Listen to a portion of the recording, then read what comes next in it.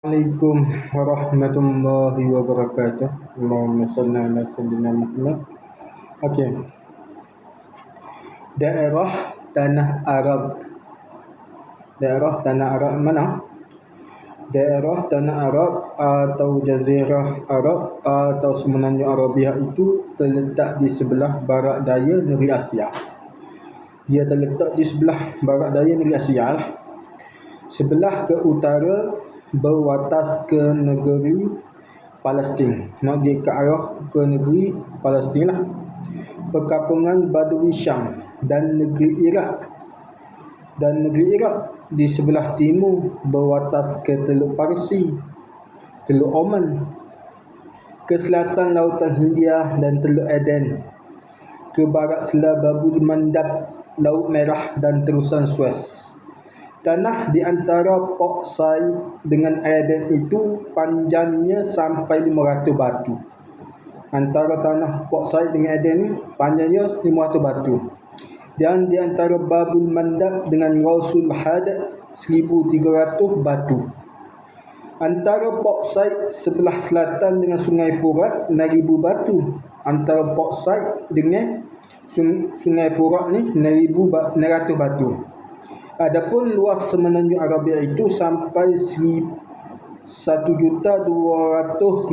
batu persegi atau 3 juta kilometer persegi. Ahli ilmu bumi iaitu Arblankat mengatakan sampai 1.480.000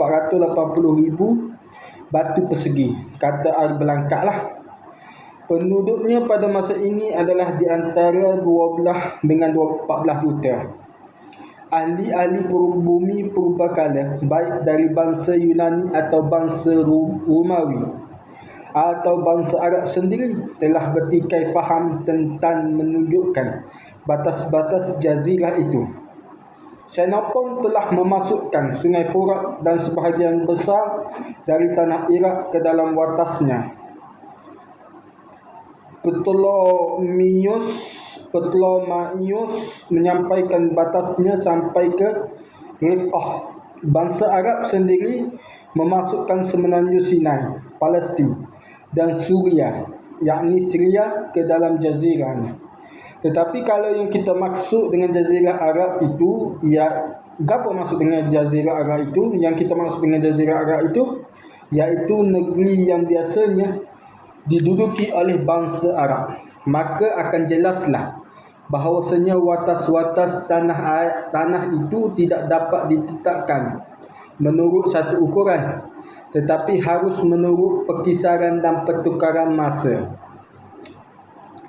Di zaman dahulu, tempat-tempat yang didiami oleh bangsa Arab itu memanjang sampai ke tepi Furat sebelah barat dan sampai pula ke tepi Sungai Nil.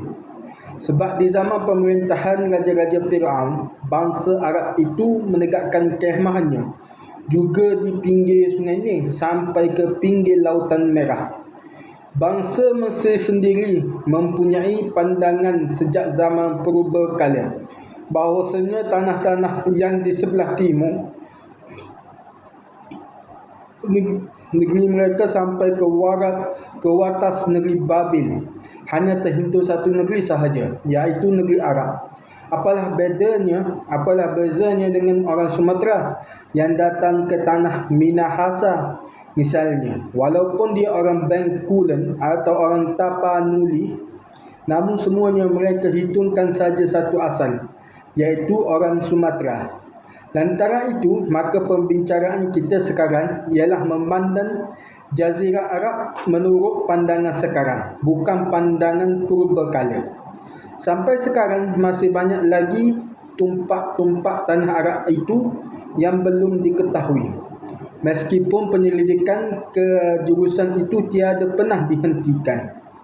Ahli-ahli pengetahuan dari hal bumi dari bangsa Amerika paling akhir ini amat bersungguh-sungguh melanjutkan penyelidikan itu, yakni sejak Raja Ibn Saud mengizinkan suatu maskapai, mereka membuka suatu tambang minyak yang paling besar di Al-Hasa.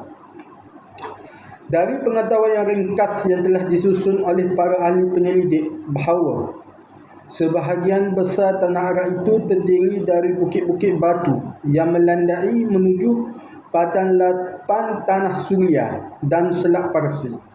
Di antara bukit-bukit yang terkenal di sebelah barat ialah Bukit Sinai. Tingginya 8,700 kaki. Itulah bukit yang banyak tersebut di dalam kitab-kitab suci. Tempat Musa menerima wahyu. Bukit-bukit sebelah Hejaz dan Yaman ada yang tingginya sampai 6,700 kaki. Bukit barisan Hadramaut di sebelah selatan sampai 2,400 meter. Dengan cepat bertambah rendah bila telah sampai di Selat Oman. Bukit Hijau di timur laut sampai 10,000 kaki. Di sana terdapat 3 lembah bermula dari dekat Madinah dan Mekah. Yang pertama memanjang dari selatan ke utara hingga sampai ke desa-desa Syam. Yang kedua menuju ke barat daya dan tenggara sampai ke Selat Parsi. Yang ketiga sampai ke utara Selat Parsi. Ia dihambak oleh bukit-bukit yang memanjang sampai ke tepi pantai Lautan Merah dan bukit-bukit yang memanjang pula sampai ke pantai Lautan Hindia. Setelah sampai di bukit-bukit Syam dan Tuai, barulah lembah itu terbuka pula. Lain dari ketiga lembah itu, dari ketiga lembah besar itu ada lagi beberapa lembah kecil-kecil dan beluka-beluka subuh, terutama yang terletak agak terdekat dari ketiga lembah itu.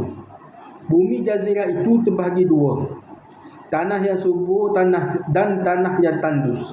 Bahagian yang tandus dan kering itulah yang lebih luas. Oleh sebab udaranya panas, payahlah menyelidik ke sana.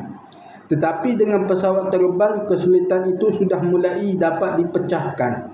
Sebahagian besar kering dan amat sukar mencari air.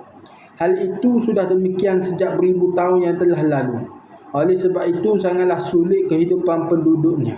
Syukurlah ada juga sekali-kali turun hujan yang dapat ditampung dan beberapa buah telaga. Kalau tidak, tentulah akan musnah atau habis pindah penduduk di sana ke tempat lain hingga menjadi padang kering belaka. Adapun bahagian yang subur dan yang dapat ditanami itu permulaannya ialah di negeri Yaman, Hadramaut, Najd dan Oman. Boleh kita katakan bahawa itulah tanah bahagian yang bagus dan subur, dan di sanalah dapatlah manusia mengatur hidup dengan baik sehingga dapat mencapai kemajuan. Di bahagian yang tertinggi dari pegunungan Yaman, Najd dan Oman itu terdapat air mengalir dengan tenteramnya. Kelak air itu sampai ke bahagian pantai, digunakan untuk menyiram tumbuh-tumbuhan. Mata air kurang, tetapi kalau menggali sumur dapat lekas bertemu dengan air. Udara dan hawanya berbeza-beza. Menurut kedudukan tanahnya, tanah di pinggir laut amat panas. Panasnya lembap. Di sebelah tanah pegunungan di musim panas sangat panas seharinya, dan di musim dingin pun sangat dingin. Di tanah Najd mana yang berdekatan dengan lembah dan aliran air, udaranya adalah pertengahan. Tetapi mana yang jauh dari sana lebih panas.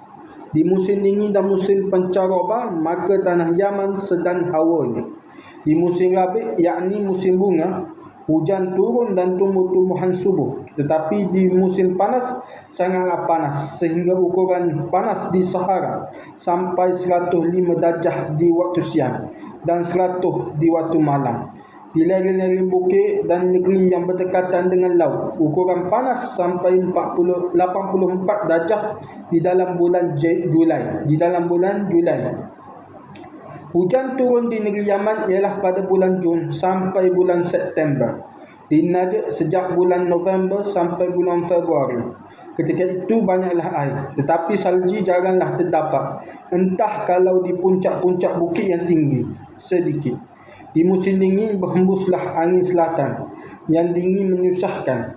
Bukan semacam kita di sini. Pelajar-pelajar senang sekali akan angin angin selatan, maka orang Arab lebih suka dan akan angin timur, sebab dari sanalah berhembus udara yang menaruh pengharapan yang membawa juga akan bau-bauan bunga dari dataran tinggi dan dari Lebanon. Angin timur kerap kali disyairkan oleh penyair-penyair Arab. Angin yang paling mereka benci ialah angin samu. Angin itu berhembus di musim panas, iaitu angin yang tadinya terkurun di antara bukit-bukit batu yang panas, sehingga menjadi amat panas pula. Kecuali di pantai-pantai Laut Merah dan pantai Teluk Parsi, maka udara tanah Arab tidaklah jahat benar. Penyakit pun tidak banyak. Penyakit yang ada di sana biasanya ialah demam kurau, influenza dan kadang-kadang ada juga kolera. Itu berkenaan tentang tanah Arab, berkenaan daerah tanah Arab. Ni dikarang oleh Amka. Itu sahaja. Kita semoga bermanfaatlah dengan pembacaan ini dan dapat mengambil manfaat sedikit-sedikitlah. Assalamualaikum warahmatullahi wabarakatuh.